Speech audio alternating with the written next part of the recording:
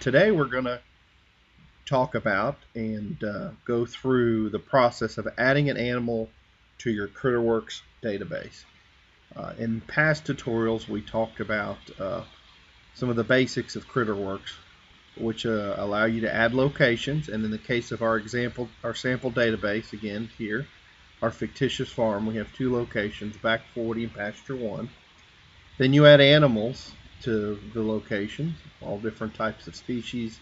And again, if you're just a cattle producer, you would just add cattle. It works great for cattle. If you're just sheep or goats or horses, you can just add those animals. Or again, if you're maybe a hobby farmer or somebody that has a combination of animals, you can add them. So, and also as a reminder, we have these tips or these online tutorials that are always in the dashboard. It's these four icons here, buttons here at the top, sort of the top left center, and you have one add animal.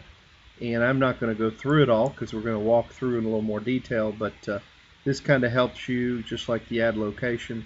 It steps you through the process of adding an animal. So this is step one, and you continue, and then it takes you over here, tells you need to click the admin panel and so forth. So it can kind of walk you through the process. We're not going to do it. You can do that on your own. But we're really going to get into some details about adding an animal and some of the information you can capture. And this is probably going to be a long tutorial, but again, capturing animals is pretty core to the functionality, because after all, that's what you want to do. You want to capture the animal information, and you want to inventory the animals and record, if you choose to, the events that happen to an animal, breeding events, financial events, medical events.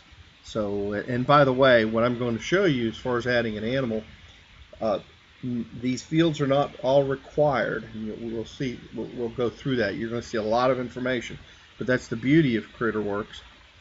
You can capture as much or as little information as you want. So let's jump back in. Let's just go ahead and jump into it. Like a lot of other things, for ease of use, there's going to be different ways to do things. So let's start out with adding animals.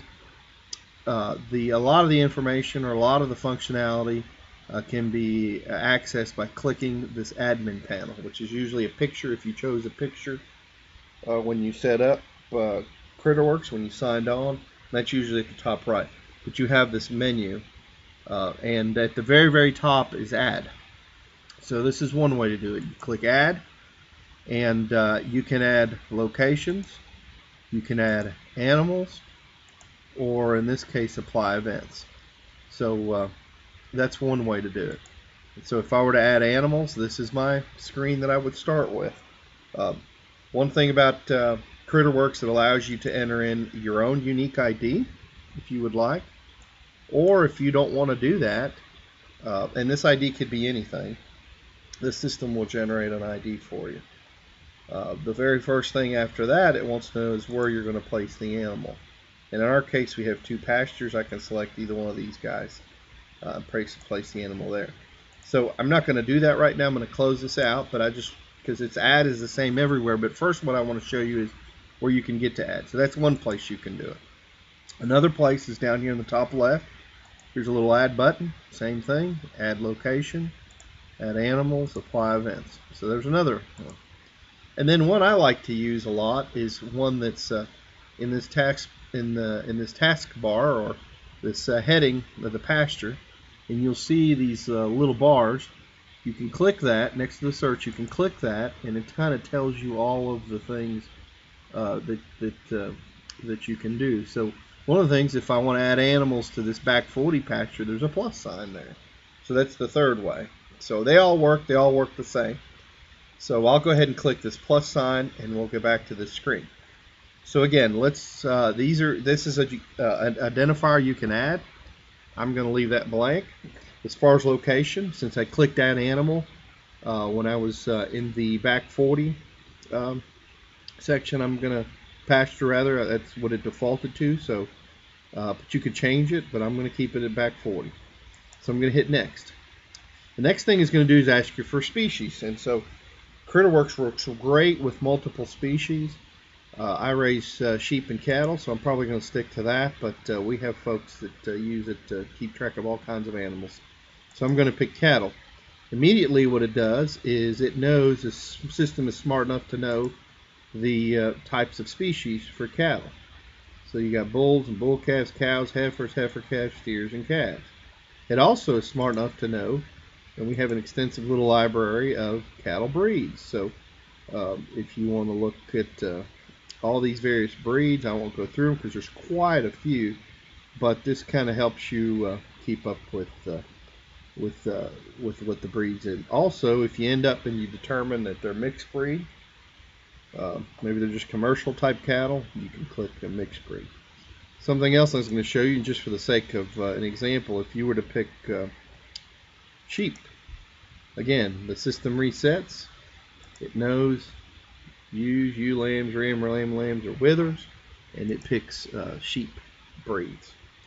So very, very interesting. So we're going to go back to cattle, and for species type, I'm going to go ahead and pick bull. And of course, when I pick bull, it automatically knows it's a male. Breed type.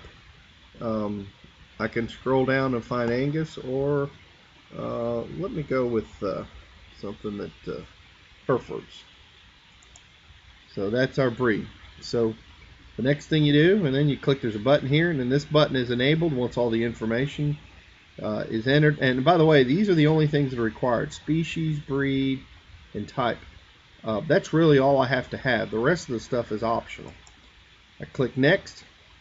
I can enter in a picture of an animal, and the way I would do that is I click browse here, and let's see, I can go through my desktop, various libraries. I can pick a picture from one of these libraries. Let's see, I can do that. All kinds of things. So you get the picture. You get the idea. I'm not going to enter a picture, but you could enter a picture there. Then you have an option to enter a birth date for an animal. You can pick a date. I'm just going to pick some random dates, quite honestly. This is just a test database. You have a place, if you so desire, and it doesn't matter what kind of animal. You can put a left ear tag ID and a right ear tag ID. In some cases, depending on the type of animals, the species, and how you practice. The practices on your farm, some folks use both, some use one, some use none. You have the opportunity to enter a color if you would like. In this case, bull, you can enter a current weight if you would like. You can enter a grade if that makes sense for what you're capturing. This here, breeding status, this typically identifies whether an animal is open, exposed, or bred. Of course, this is a male, so that doesn't really apply, but this has to do with the status of that animal. Some folks have registration numbers. You can capture that there. Some folks have EIDs. You can capture that there. And then you can also capture additional comments on your animal. If you come down here and press this little box, you can enter information having to do with the birth or the conception details if you have it. You can enter a birth weight if that means something to you. You can enter a conception method, artificial, insemination, natural, unknown, if that means something to you. You can enter the sire and the dam. In this case, mother, if that means something to you, or a sire. The system knows automatically to sort through males and females of species. So continuing on, if you want, you can enter in information on the animal if you purchased it, when you purchased it, how much you purchased it for, what it weighed at the time of purchase, and how old it was at the time of purchase. In this, of course, the purchase price will factor into your financial details. You can also capture the previous owner details, who they were, their address, city, state, zip, etc. And if all else fails and you still have information that's not captured in any of those fields, we have what are called custom user fields. And these can be anything, absolutely anything. So let's say it is a breed ID. some kind, or 1, 2, 3. And again, this is just random, just to show you how the concept works. But you can add that field, and this field, this breed ID that you just named, and this value will remain attached to this animal the entire time it's in the database.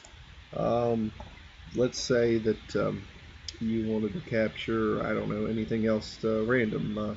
Let's say a tattoo ID. Not sure how to spell that correctly, but you get the picture.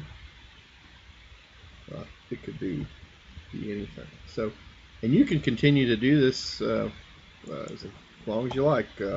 Field 3, and again, just a random value. So I think you get the picture how it works. So in any case, once you've got all this information, and now remember, all this is optional. The only thing you had to really enter was what was in the prior screen, which is where you're putting the animal, the species, the breed, and the type of animal it is on that previous screen. But you click, once you've done, you click submit. It's loading. You can add another animal, if you will, and again, it'll ask you, do you want the system to generate the ID, or do you want to enter one yourself? I let the system do it. I hit continue, and it brings up this default information. This is kind of a quick entry. If you have a lot of animals you want to enter in succession, and then you hit submit, and in this case I'm actually going to hit finish.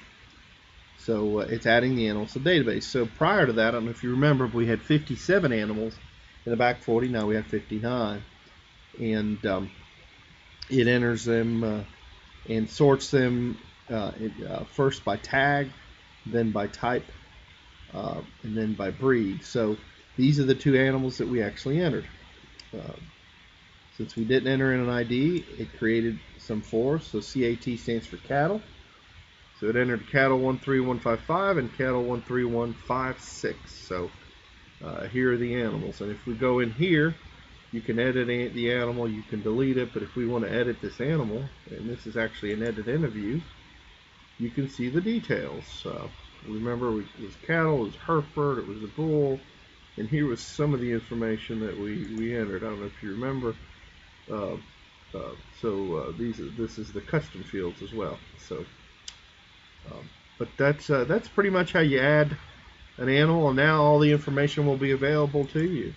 The animal will be available in our various reports that we'll go over another tutorial, but it'll be here in this back 40. So.